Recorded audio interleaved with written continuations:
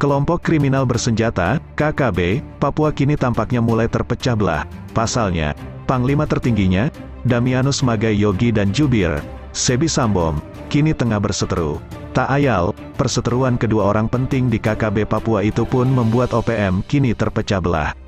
Sebi Sambom menyoroti pengakuan atas klaim Ketua Komisi Nasional Hak Asasi Manusia, Komnas HAM, RI, Ahmad Taufan Damanik, soal pertemuannya langsung dengan Panglima OPM di pedalaman. Penjelasan dari Komnas HAM tersebut dibantah pihak kombatan, kubu Sebi Sambom.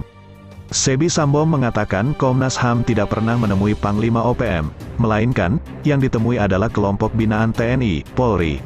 Sebi menyebut pimpinan kombatan yang ditemui Ahmad Taufan Damanik itu adalah kelompok Damianus Magai Yogi, yang tidak lain Panglima OPM yang mencuat beberapa waktu lalu.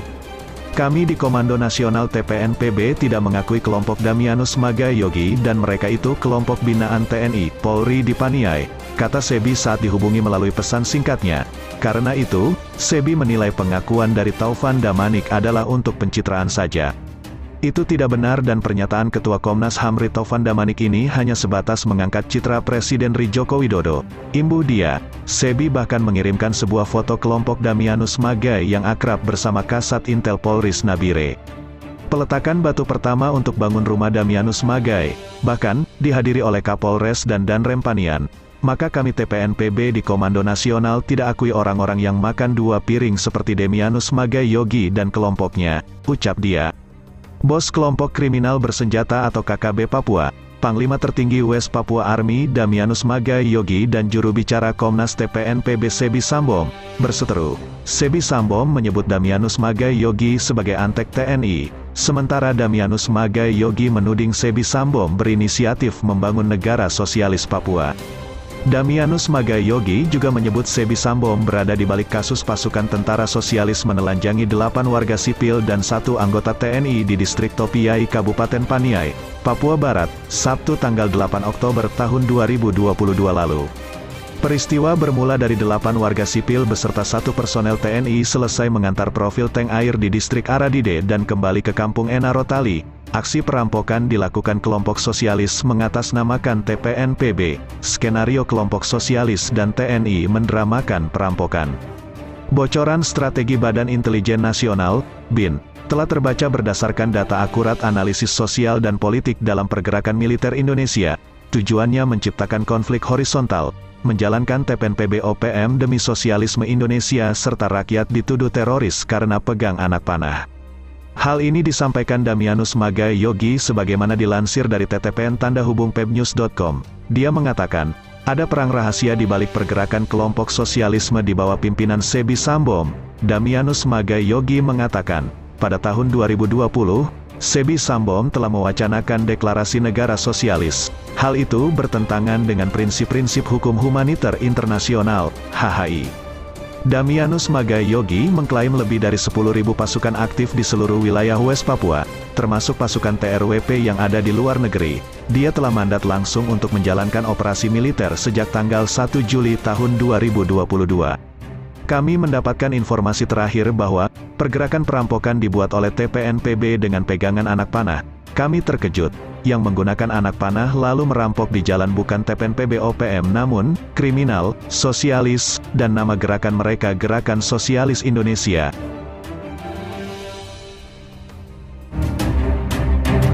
Penjabat Gubernur Papua Barat, Paulus Waterpauw cukup prihatin menyusul laporan dana desa di wilayah pedalaman mengalir ke kelompok kriminal bersenjata, KKB. Ini merujuk dari laporan Bupati Kabupaten Teluk Bintuni, Petrus Kasihiu yang menyebut kelompok kriminal bersenjata, KKB, di wilayahnya melakukan ancaman terhadap perangkat desa untuk mendapatkan dana tersebut. Kami berharap perhatian serius pihak kepolisian maupun TNI sehingga masyarakat di daerah pedalaman Bintuni dapat hidup tenteram, kata Petrus Kasihiu dalam rapat kerja para wali kota dan bupati se-Papua Barat, Kamis, tanggal 20 Oktober tahun 2022. Paulus Waterpauw mengatakan kejadian tersebut bukan hanya terjadi di Provinsi Papua Barat, tetapi juga di Provinsi Papua. Dikatakan, KKB meminta uang kepada aparatur kampung disertai ancaman bahkan tindakan-tindakan kekerasan. Kelompok bersenjata itu, ucapnya, menunggu waktu pencairan dana desa kemudian mengadang kepala desa untuk meminta dana desa. Hal ini nyata masih terjadi, kata Paulus Waterpauw. Paulus mengatakan tidak ada toleransi bagi siapa saja yang melakukan tindakan kekerasan apalagi sampai menghilangkan nyawa orang lain. Kita upayakan terus menindak tegas kelompok ini, aparat terus melakukan tindakan kepada mereka ini, kata Paulus Waterpauw. Sementara itu, Ombudsman Republik Indonesia Perwakilan Papua Barat, menyebut fenomena dana kampung atau desa disuntik ke kelompok kriminal bersenjata, KKB, di Kabupaten Teluk Bintuni, merupakan modus lama. Hal ini diungkapkan Kepala Perwakilan Ombudsman Republik Indonesia Papua Barat Musa Sombuk. Musa mengaku, fenomena yang sedang digembar-gemborkan saat ini merupakan metode lama di tanah Papua. KKB itu siapa? Saya pikir metode yang dibuat ini sudah lama dan sering dipakai oleh bupati di tanah Papua, ujar Musa. Ada istilah lewat proposal prosesnya lama, sementara ada bunyi tembakan di sebuah wilayah maka uang akan segera datang. Olehnya itu, fenomena suntik dana ke KKB saat ini sudah menjadi metode baik buruknya pelayanan publik di Papua. Seharusnya, tata kelola dana desa sudah diatur dalam undang-undang, mulai dari perencanaan hingga tanggung jawab. Selama ini barang belum diberitahukan ke masyarakat tapi uang cair terus, dan terjadi pembiaran terus-menerus, tuturnya.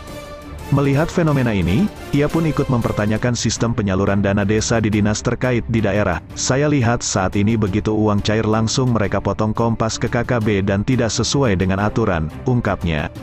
Menurutnya, isu KKB ini sebagai batu loncatan agar laporan pertanggungjawaban RAIP hilang. Selamanya, KKB ini adalah modus saja agar dana ini tidak bisa dimonitor dan lainnya. Jelasnya, pastinya, aturan pengelolaan dana desa harus ditegakkan, agar uang negara di tahun lalu bisa dipertanggungjawabkan. Kita minta agar persoalan ini harus diselesaikan, dan masing-masing kampung harus punya pendamping, tegasnya, sehingga kondisi keamanan tidak lagi menjadi alasan bagi mereka yang selalu menyalahgunakan uang negara.